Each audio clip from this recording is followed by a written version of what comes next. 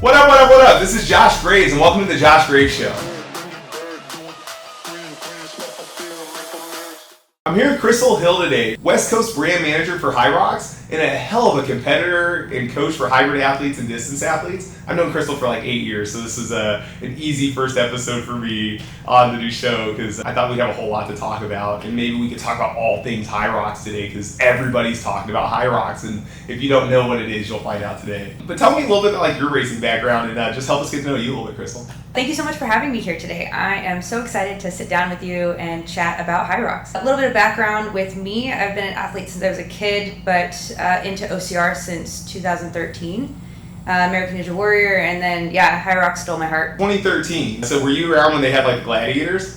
Yes. So, dude, gosh, man, I always like, I reminisce on this because I started Spartan racing, I believe, in the year that they cut the gladiators. Like, it was like in 2014, they like stopped having gladiators. I think I was like one of the first races that didn't have gladiators. I really signed up for the gladiators. I was like, I wanted it. So anyways, mad FOMO and jealousy there. But I also understand why you now currently love Hyrox, right? Hyrox is super cool. And if you're not super familiar, I think Hyrox has a different kind of staying power, specifically because I think a lot of the OCR type competitions, I think they've always been trying to figure out how to get into gyms, right? But it's not like the norm to train for. So unless you have some elaborate setup, Fitness on Fire in Irvine, California, where you can actually train on obstacles and stuff like that, right? If you don't have an elaborate setup, I think it's hard for this. How does the common person link getting into obstacle course racing? But with Hyrox, what I think is really cool is it's like all the people are like physically desirable, like right, the sport creates like a physically desirable aesthetic. And it can be trained for in gyms. So I feel like it's got this really unique branding and marketing power to it too, which seems to be doing really well these last couple of years. Oh, I agree, 100%. One thing that I remember so much from like Spartan racing back in the day, and you talked about the gladiators, and they were so much fun. You just had these people that just beat you with these like sticks or whatever. It was very difficult to find gyms, and most of the time there was one or two in your area that were potentially the gym to go to. You know, Fitness on Fire was the gym to go to for OCR racing, and just like in San Diego, you have MROC, which was the gym to go to for anything OCR based. So when Hyrox came around and you realized that all of these movements are functional movements, they're movements that everybody either should be able to do or can do in a modified version. It's very easy to plug and play that into every gym in the US. And so there's a high appeal to it for gym owners and the sport in general. For sure. Dude, I think it's really cool. So let's pretend they don't know what Hyrox. Tell me what it is Hyrox. Like, if you've never heard of it before, could you help me tell people kind of what it's about or how it works or any of that? Yeah. So Hyrox is a functional fitness race that was based out of Germany. It was created for people, whether you were a professional athlete or you were a everyday athlete. They wanted to create a race that was measurable, that was consistent, and that people could see progress every time they went to the course. It's based off of functional movement patterns that, like I said, most people should or can do, even in a modified version, and that it incorporates running. It's usually where we lose people. People are like, how much running is it? Stay on, don't go anywhere. That's fair. But it's a short distance. It's 1,000 meters, and then you have some sort of strength-based exercise to break up the running. So it's a race that you run at your pace. You never feel like you're the last one finishing. You'll always have people on the course with you, and it's a very spectator-friendly sport. Most of the time you can see every single station as a spectator and cheer on your athletes. And we have a 98% completion rate, which is huge. That is interesting. And then depending on the division that you decide, like that's the amount of exertion in the race. The amount of suffering you signed up for. Yeah, exactly. So it's very friendly for people who maybe are not that big of a fan of running. They can do a team version where it allows them to only do a small portion of the race, which we can get into later. But yeah. Super cool. I think Hyrox is pretty cool for us at Fitness on Fire, which is the gym that I own in Irvine, if you're not familiar. The concept for us we talk about a lot is like, now what? And it's this idea that like you're fit, like you lost the weight, you built the muscle, you accomplished your goals. Now what? What's next? right? And I feel like if you're not growing, you're dying. It's kind of like a principle that I've followed for a really long time. We should always have something that's kind of pulling us along a little bit. For me, having something in the calendar is something that's always been my North Star. If there's something in the calendar, I don't miss practices. I show up and I train for it. So I do think that once people have gone through it's like all these things have a natural life cycle of some kind, right? Where people do a 5K and then like, okay, well then I'll do a 10K and I'll try a half marathon. I'll try a marathon. I might do a triathlon. Obstacle course. I'll try an obstacle course. Like, okay, well, Spartan has 3 levels. They've got sprint and super and beast, and like maybe I'll do an ultra beast if you're really nuts. And then I have a lot of ultra beast friends, so shots fired. It's okay. You guys are nuts. But I feel like after you've done so many of these things, it might even be hard to see if your fitness is progressing, because it's hard to understand. Like, if you come out to the same Spartan course year over year, given weather, terrain differences, sometimes the way the courses are marked or mapped, it's just so variable. It's hard to see if it actually is really leading to progress year over year or not, right? Yeah. So when Hyrox came around, I loved the standardized format of it. And I heard about Hyrox, I think in 2019, if I recall, or 2020. It was like right before the world shut down. I think we were starting to hear about it. And then I think like everything took a big pause. Am I wrong on that? I could be wrong there. No, that's accurate. Yeah, they started in Germany in 2017 and they came over to the US around like 2019, 2020. Got it. Yeah. So I just started hearing about it and then like the whole world shut down. But I was still using like the little circuits we found and stuff, because I thought it was really cool to have like this baseline of progress. So I was almost using it to train just a little bit, just to find out, like, am I getting better at doing this thing? And then I was just blown away when I went out to the actual first event they hosted that I saw out here. The production of the event itself like knocked my socks off. I was very impressed with the production of the event. So I guess what I was saying is that I think it's been really beneficial for our community to have a new type of sport to train for, something else to put in the calendar, some other way to measure their fitness. Is that like the point of Hyrox? What's Hyrox's mission? What are they doing? It's not really an obstacle course thing. So maybe even the conversation of obstacle course in comparison is even a weird conversation. It's almost its own thing entirely. Yeah. Like, tell me about the mission of Hyrox. Like, where's this thing going?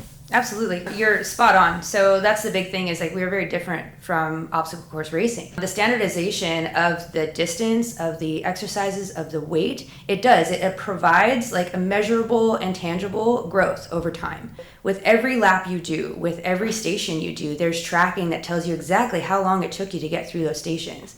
You have tangible evidence that shows you exactly where you are and how and where you can focus your energy to be better. Mm-hmm. And so that in itself has been such an incredible motivator for a lot of people after they do their first one. I'm going to admit, my first one was very humbling. It was this moment of like, what just happened? And my legs don't work anymore. And it was great. Afterwards, I was like, well, when's the next one? But it gives you all of this tangible evidence to take back to your coach, to take back to your friends and be like, well, how did you do? And where can we improve? And so I think that's one thing I really love about the race more than anything, is if you really want to be competitive, you can find where those spots are to trim down and modify and get better. And if it's your first one where you're just looking to complete, because we talked about that before, are you a competitor or are you looking to complete the race? Mm-hmm. Even just completing, you can still see, okay, cool, like I made it through this race. I wonder if I can shave 10 minutes off next time, you know?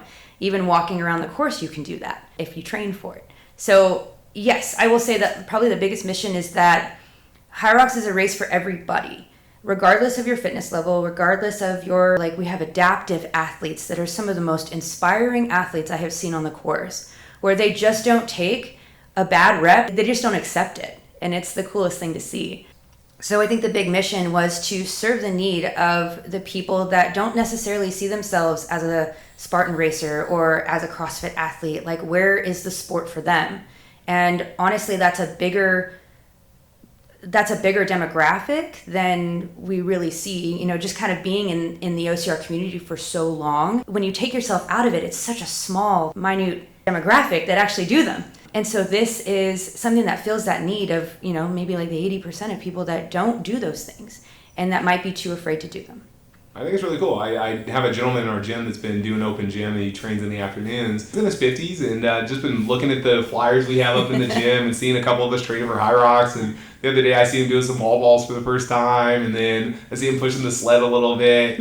And hey, you know, you think I could do that Hyrox thing, man? I was like, of course you can, bro. I was like, and so we said, so I think he signed up this week for it. So it was kind of cool. It was a cool conversation, but somebody who hasn't looked at doing anything competitive and it looks appealing. It looks fun to try it. Why not? Right? So I think it's really cool. And there's such a wide range of athletes' ages, like you were talking about. I mean, we're seeing more and more athletes in their 60s and 70s come into this sport and do an incredible job, dominate like their division. We've had to create new divisions for these athletes, and it's so cool to see. I think when you start to see the demographic of age divisions start to expand, where you have like your 16-year-olds that are competing, and then you have your 70-year-olds competing, like that shows how wide range the sport really is. It's not meant for the most athletic, it's meant for everybody. How does somebody know if they're like you say everybody, right? And I hear you and I love you for that, right? At the same time, how does because there's somebody that's listening to this that's going to be like, yeah, like, but not for me though, right? Are there like baseline measurements or something we could like, how does somebody know if this would be a good idea for them to try it? Like, what would be a way for somebody to be like, hey, yeah, I can at least do that, so yeah, I should try it. Yeah. How does somebody know if they're ready for something like this? Sure. We actually have something that's called a benchmark test, where it's a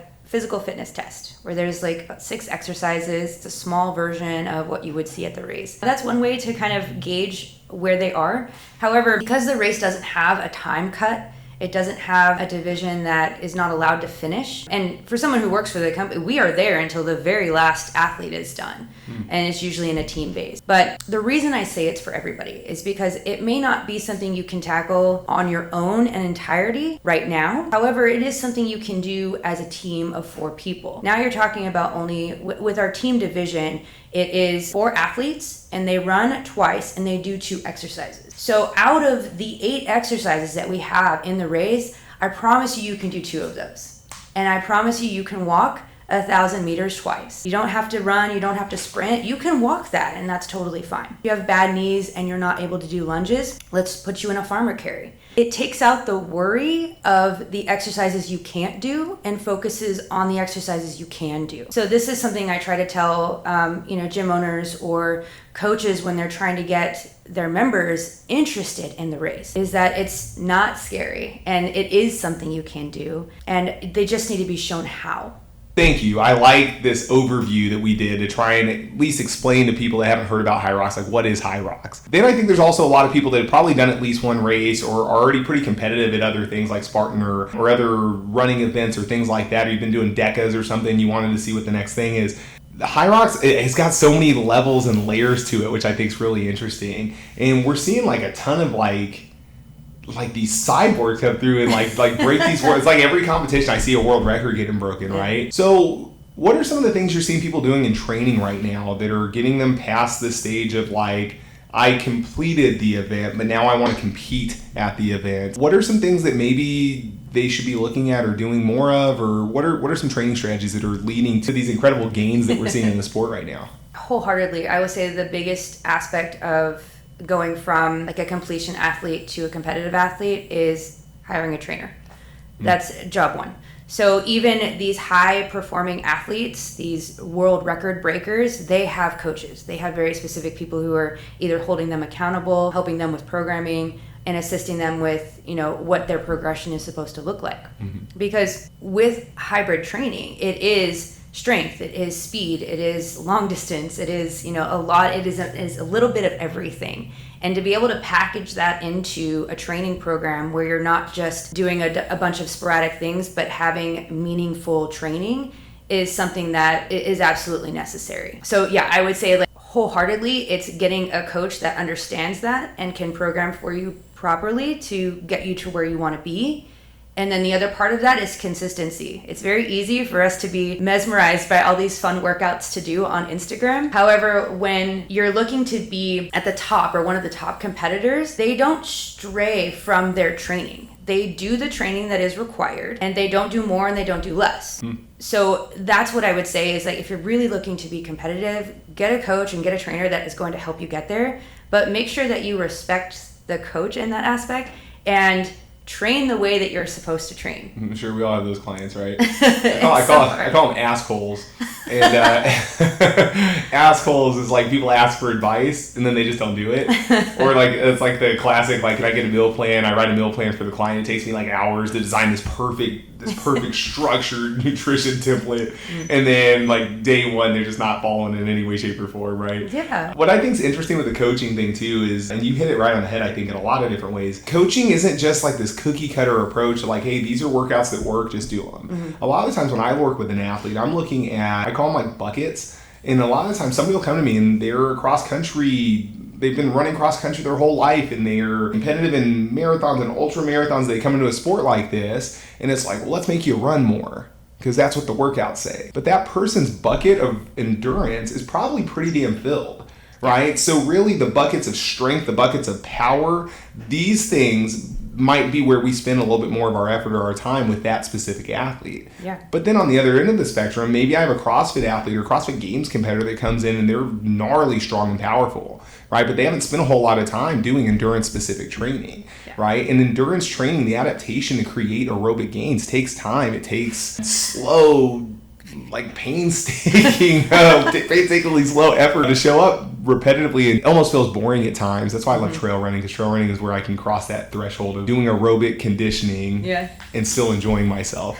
Doing aerobic conditioning on a treadmill gets really rough some days. But this CrossFit athlete comes in, they've got the power, they've got the strength, and if I just throw them into the strength and power workouts, because that's what I'm seeing on Instagram, to your point, they're not filling up their aerobic bucket. And if you really want to get good at this hybrid sport, your buckets all need to be pretty damn filled. And you got to figure out where to do that. And again, I think the Hyrox Academy that is hosted for Hyrox affiliates and like the Hyrox certified trainers, I think they do a really good job teaching that stuff. I also see you guys have some other education that's been coming up. Perfect time to talk about that. What are some of the educations, if I'm a coach that wants to learn how to coach hybrid athletes, what are some of the things you guys are doing for those people? Sure. So we do have our like level 1 Hyrox Academy, which certifies you as a Hyrox trainer. Depending on if you're an affiliate gym or you're a coach in an affiliate gym, you would have that certification through the affiliate gym. You can be certified as a trainer like on the standalone. It's just very tricky on where you train, right? So if you're training at a gym that's not a Hyrox affiliate, it needs to be very specifically your class and not from the gym, if that makes sense. I think it makes sense. Okay. And then, shout out to the affiliates, but I think Fitness on Fire was the first Orange County affiliate ever. So to say. There you go. I don't know if you know that. I actually reached out to Lauren to get the date on that. I was like, just clear, am I the first affiliate in California? She's like, no, Elevate in Pasadena was, I believe. She's like, but you had a second. I was like, oh, okay, so, but for sure first in Orange County. She's like, yeah, you're first in Orange County. Like, all right, cool, I'm claiming it, man, I'm claiming it. But amazing. Yeah, and we had an academy at Fitness on Fire. Which was awesome. It was really so cool. Yeah. Really cool way to connect with the gym owners and the other trainers and stuff. Yeah. And then I felt like the day of the competition, because typically the academies like ride the back of the competitions, right? So if you have a Hyrox event in your town and on Saturday, it seems like the academies are normally on like the Friday before. Normally in that area. Yeah, that's how we were running them. Now we have an online academy, which is great. Nice. It's usually 2 days, 2 to 3 hours per day. So it's like a Monday, Tuesday. It'll be 2 or 3 hours both days. And then there's a small, very, very, very nice, friendly test to take. And what that's allowing us to do is for Mark and Lauren, they're able to run those remotely. Because it's online, it's still interactive. So you still get that collaboration between everyone that's on the call. It's also recorded. So if you're not able to stay or make that, you're still able to learn everything from it, which I'm really excited about. So this is allowing us to get into a more level 2 base the day prior to the race. So Lauren and Mark are working on something very exciting for Chicago, where they're bringing in almost a titan of the industry for endurance athletes and talking about aerobic training and stuff like this. So our goal is to have that at every location in the US where we have somebody that's well known in their field and how it pertains to Hyrox racing. That's super cool. Yeah. I'm excited to see how that goes this year. Yeah, it'll be really interesting. I mean, gosh, you guys got so much going on this year. I was checking out the calendar, looking at 2024 a little bit. Super stoked for May. That's going to be a good one for us in our area. Yeah. But yeah, World Championship coming up and some other things. So would you give me a preview of like what's coming up in the next year with Hyrox? Sure. Miami will start off the spring season in February. DC will be a majors, so that's an Elite 15 qualifier. Okay. And then you have Houston. Anaheim, which is on a Sunday, which is very exciting. I thought that. Okay, I was like, I thought I read that wrong, but no. Yeah. Thank you for clarifying. Definitely double check that. May 19th, right? Yes. So yeah. Which might be good for Hyrox in this area because I think Spartan Big Bear is the 18th. I think it's that same weekend. It's always like a split. It's like a double-edged sword for our community because we do have a lot of obstacle course races, like athletes at Fitness on Fire. Yeah. But now a lot of people love this hybrid sport too. So it's rare we have any local races, and then that weekend we've got 2 local races, but they're split. So the Saturday Sunday might make it approachable for. I might be doing both. So, so that's cool. Can you explain how a qualification for Worlds works? When's like the cutoff for Worlds? I think I don't understand that maybe. Sure. This is for a standard athlete that's not trying to be part of the Elite 15. So just consider them a completely different, like separate entity. Okay. So anybody that's trying to qualify for Worlds, you can do that in doubles, you can do that solo, in the open divisions or the pro divisions. You have to place, depending on how many people are registered for the division, decides how many spots we have for Worlds. So most of the time, a good example is women's pro. There's usually only 1 per age group at each race. So if you don't take first, it's highly possible that you're not going to qualify for Worlds unless the person who took first has already qualified. Okay. So that kind of goes over like everybody that's trying to qualify for Worlds. The Elite 15 is very different this year. They now have it structured where there are specific races that you can qualify for the Elite 15. So the majors that you're representing? Yes. Yeah, so these are the majors. The reason we did this was it was an ask from the athletes, actually. One of the big caveats to this was there were so many races around the world and so many opportunities to qualify for the Elite 15 that it kept slightly shifting, those bottom 5 or so, right? They wanted to create a bigger event for qualifying for the Elite 15 and not have it so spread out. So the first majors that we're going to have in the US is Chicago, which is coming up in a couple of weeks. It is a grid form, just like Worlds would be. So if you watched Worlds this past year, everything was laid out in one section. And so they all have stands on either side of this grid format. And that allows the spectators to be able to see everything as people try and qualify. But it also means that we're moving and shifting equipment with every round. It's very exciting. Yeah, we did this for North American Championships last year in Chicago, and it's very exciting. It's very fast paced, and it's very spectator friendly. It's logistically fun. It creates a different experience for the Elite 15 and for the spectators in those moments. But the majors is where they will be able to qualify to be an Elite 15 competitor at Worlds. How's that? It's not a point system. So those are your opportunities to qualify. And it's just top 15 times, essentially. Top 15, yeah. So even if I'm number 1 at the event that I'm at, but the other 3 events have 15 faster times, then I would get bumped to 16. Correct, yes. Makes sense. Yeah. It's like a heat in an Olympic trial, like an Olympic race or something like that. So it makes sense. I like it a lot. It's really cool. And it's amazing like how fast some of those times are. I think the Elite 15 for the men are all sub 1 hour. So, and a little bit more than that actually. It's kind of impressive. It's crazy. Yeah. The feedback been like from the athletes on changing it to the majors and these kind of things has been pretty positive, well received. Yeah, I haven't heard anything negative about it. I think they did a great job with placing majors in strategic areas so that everybody can at least do 1, if not 2. So the US will have 2. We'll have Chicago and DC. But then, we also had 1 in Spain. We also have 1 in Scandinavia. We also have 1 in Europe. So they try to spread them out as much as possible so that everybody who competes around the world is able to qualify or try to qualify. Nice. Super cool, man. It'll be interesting to see how it goes. So Chicago, it's coming up in a couple of weeks, yeah? Yeah. November 11th. Oh, okay. Awesome. And then still an open, all the other divisions still stand at that race? Like you could still do open, doubles, relays, everything else as well? Yes. How's it work? Does the Elite 15 start the day, end the day? When do they race? So it's actually midday. Okay. I don't know the exact time. Last time we ran it around noon, 1 o'clock. However, it should be midday. There'll be a break in the day and we have to basically set up that entire area. The elites will run and then we'll reset the floor for the remainder of the day's events. Nice. Super fun. So I think last year we had women's doubles that followed. So like all the equipment has to be moved back into like the stations and stuff so that the women's doubles can take off. Got it. Mm-hmm. Good luck. Good luck with that. It sounds fun. So we talked about schedule a little bit. We talked about the majors and some of the cool things that's going on at the Elite 15. We didn't talk about prize money yet. I heard the prize money is ridiculous this next year for both the majors and World Championship. How's the prize money work? Yeah, I think Hyrox really wants to support their athletes in every way they can. So with the majors, for each major, it's $42,000 for like split amongst the athletes. So first through 15 actually do receive prize money at each major, which is huge. That's awesome. First through 15, that's wild. Yeah. Yeah, okay. That's a really cool aspect that they're bringing into it. And at Worlds, it'll be $150,000 split across all athletes, so all divisions.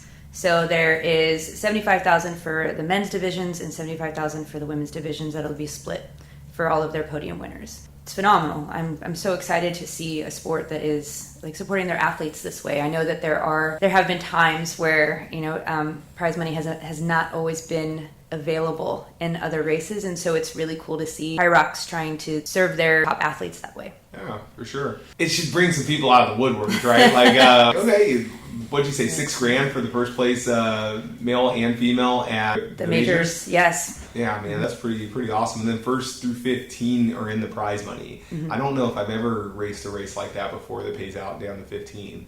That's pretty crazy. Yeah, that was definitely new to me. I was like, top 3 is what I've always been used to, so it's really cool to see. Because that's perfect. I'm like typically like 10th through 15th when I race. So it's like, so you're saying there's a chance.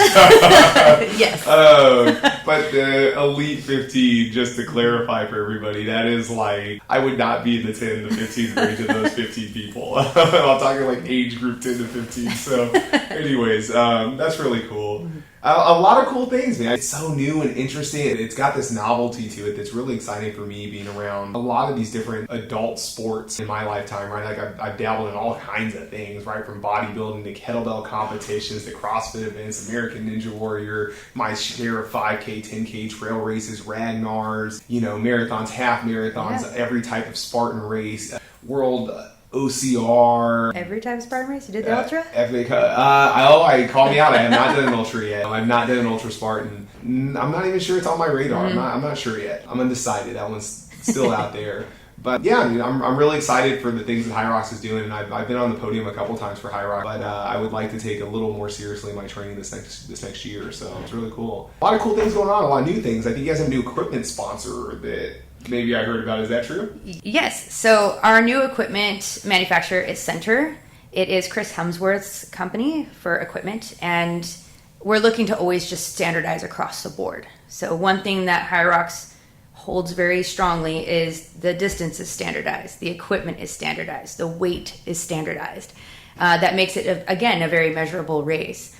So with partnering with Chris and Center, it gives us an opportunity to be more consistent with those things. One thing I really like about the equipment is they have weight indicators. The weight indicators will be on the side of the bumper plates, on the sandbags, on the wall balls, and it ensures consistency across the board. All this really matters. If you've never ran an event before, it is incredibly difficult to get all of this right every time. For every athlete, it takes, and I think you guys are doing a good job. I think there's a lot of moving parts. Yeah. Also, when you race, there's this thing that most racers understand that we call race brain, and race brain is just where I'm just foaming at the mouth doing the next thing, and so oftentimes I'll grab the nearest thing, even if it's not the right weight or the wrong color or whatever, and it seems like it should be so freaking simple, but sometimes it's not. Yeah. And so having something as simple as having the weights written on it where it's very visible, things like that will absolutely help the sport. I thoroughly agree. Definitely. I absolutely agree. There's many of athletes that have been in that pain cave and they don't really pay attention to the wall ball they're grabbing, or kettlebells look different in the UK than they do in the US. Oh, interesting. So they're just a different color, right? Or they're Gurboy sport type kettlebells, so they're they're gray, dark gray, right? Oh, okay. So out here we've got those bright colors. So normally what we would do is put the weights on the ground, but it would be so nice to have them very visible on the equipment so that it's a little bit easier to maintain consistency. If you did want more information on that, I know the Rocks Life actually did a full spread with their CEO to talk about like the equipment. So if you wanted to check that out, I'd highly recommend it. Nice. Any chance we'll see Thor out there at Hyrox a bit? Oh my gosh, I hope so. Okay. Chris Hemsworth, please come to our event. Please. That'll be fun. It'd be fun to see him race one. Yes. Yeah. Agreed. Challenge Chris Hemsworth to a race. I'll carry manure. Okay. Cool, man. There's some incredible athletes. Any Hyrox athletes you're eye on right now? Like some of your favorite athletes to watch? Yes, actually. So Lauren Weeks is probably one of my favorites as far as like elite athlete. She's so nice and so friendly. And I'll say this about all of the elite athletes. There is something beautiful about this sport where after they finish and if they take the world record time or, they cross that finish line, they still, once they catch their breath, they still come down and support their other athletes. They'll come down to the wall ball section and cheer on their fellow athletes as they're finishing. I just respect it so much because I don't necessarily always see that in other sports, and it's just really cool to see. So Lauren Weeks has always just been a community team player when it comes to that. And when she's racing, she is racing. Okay, she is going for the gold. But, after she is done, she's very much part of the community, and a lot of the other athletes are like that. So Maria Fetchik, she is from Canada, and she's on the cusp of getting into, she's one of my friends, but she's on the cusp of getting into that Elite 15. She's so close. Nice. And I just keep rooting for her because I know she's going to get it, and she's going to be a part of that. And she works so hard, and it's so neat to see how close she is. And I know it's very frustrating for her, but I just have nothing but respect and honor for her to see her just push so hard to get, half seconds faster so that she can make it into the Elite 15. So, and then Dylan Scott is also another fun one that I love to watch. He's slightly different from some of the other athletes, but he, again, has such a sweet and kind soul when he races. He's always so friendly. He gives the head judges like hugs and, high fives, and it's really nice because we are out there. A lot of our head judges, they're out there to support the athletes and hold everybody accountable to those standards. And sometimes it gets rough for the judges. It gets a little it gets rough for the judges. You've got to have, you've got to be pretty stern with some of these athletes. Again, that pain cave puts you in a place where you don't really know what's going on as an athlete. And so to have head judges that can kind of pull you out of that and keep you on those standards, it's not always well received. So I always appreciate when the athletes come up and like thank us and just really appreciate us being out there and trying to do what we do. And he's always been one of those. So I appreciate it. Aside from the elite athletes that we all love to watch and like at Worlds and stuff, I would say that some of my other athletes that I love watching are the adaptive athletes. There are people that come out in wheelchairs and pull a sled in their wheelchair, right? But we've also had adaptive athletes, like spina bifida athletes, who come out and want to do every rep with quality, and they want every rep to count, right? And so they don't accept any help or assistance when it comes to certain exercises, which I absolutely loved. I do remember this one athlete in New York. I think he probably did close to like 160 wall balls, but it's because he was not willing to accept the fact that if it didn't hit the target, it didn't count.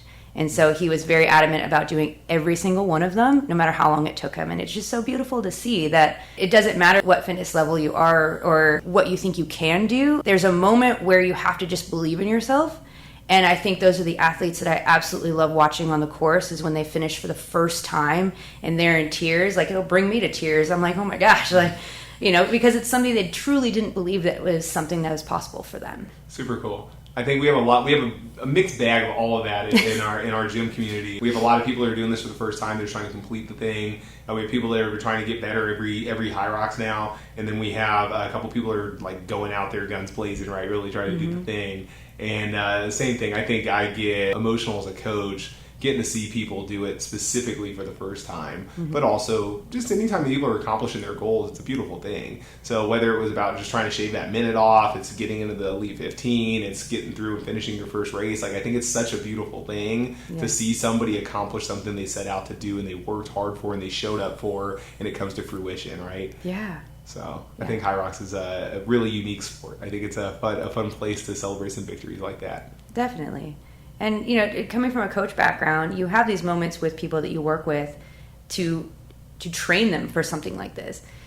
But it's really cool to actually still get that feeling when you're a race director and you're watching these people cross, and it still touches your heart the way it would if it was your client, right? Mm-hmm. And so I don't really remember getting those type of feelings from other races just because the way that they're laid out or, you know, whatever. But it's when they run up onto that stage for the first time, it's very emotional, and it's just the coolest thing. And the stage is crazy. So like the stage, like the production is awesome, right? Like they finish, and then like they're on the big jumbo screen, and it's got like flashing lights, and they're in the spotlight, and like every single person feels like a celebrity when they finish the race. It's pretty neat. I think it's really well done. Yeah, agreed. Crystall, this has been great. Thank you so much. Thank you so much for all the things. Like, you're my first guest on the Josh Graves Show, so just be very candid too. Like, bear with us. We're learning. But I had an absolute pleasure, and I felt really comfortable having you as the first guest. Our history, I thought it would be just fun to talk with you in general. Yeah. Thank you for watching, and if you are interested in signing up for Hyrox, I think you should. You should do it. If you're thinking about it, like, I don't know, this sounds really cool. Should I try it? Look it up. Hit us up. We can always answer questions and things like that. I do have a discount for you. If you use our code FitnessOnFire015, it gets you 15% off the race, which is a really good discount code. And we've been a Hyrox affiliate for a while now. We were the first Hyrox affiliate in Orange County. You heard about it, and we're like, dude, yeah, I see the future of this sport. We'll sign up immediately for it. Maybe if there's like gym owners or trainers watching, like, what are the benefits of being an affiliate, Jim? Yeah. So there's a lot of great benefits of being an affiliate. You are allowed to use the brand. You can run Hyrox classes. You can run Hyrox training. There's a discount on equipment. There is discounts for the races. There's all that wonderful stuff. We do have a lot of perks when it comes to an affiliation.